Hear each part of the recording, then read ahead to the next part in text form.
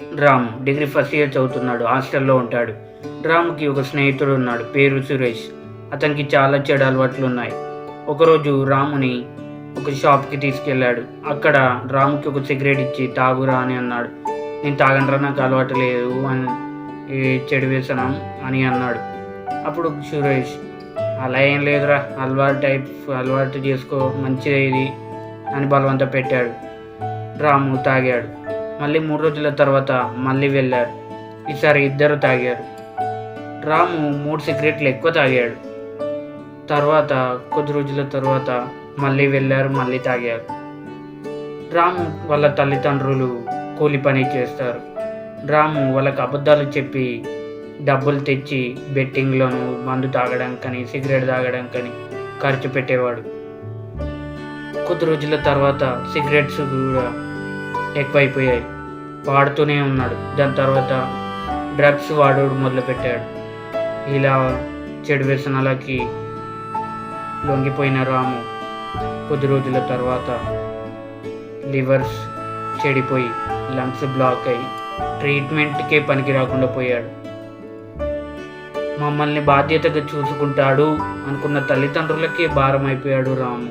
ఇది కథ కాదు, ఎందరో జీవితాల్లో జరుగుతున్న సంఘటన.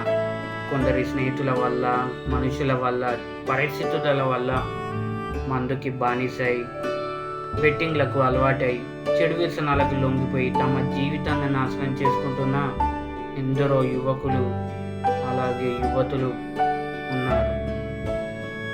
చూడు మిత్రమా, ఇది తప్పు అని చెప్పే వాళ్ళకంటే ఇలాగే చేస్తూ ఉండు అని చెప్పే వాళ్ళే మనం చుట్టూ ఉన్నారు.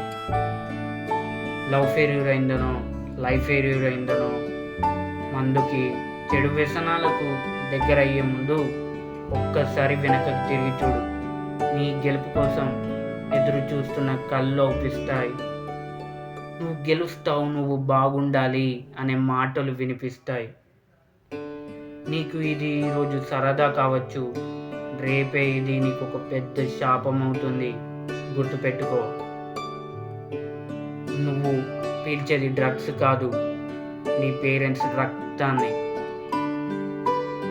నువ్వు తాగేది మందు కాదు, నీ పేరెంట్స్ కష్టాన్ని. గుర్తుపెట్టుకోండి, చెడు వ్యసనంలోనే చెడు అని ఉంది. చెడుకి ఎంత దూరం ఉంటే లైఫ్ అంత బాగుంటుంది. Be careful. మరిన్ని స్టోరీస్ కోసం వెంటనే ఛానల్ సబ్స్క్రైబ్ చేసుకోండి. Thank you for watching.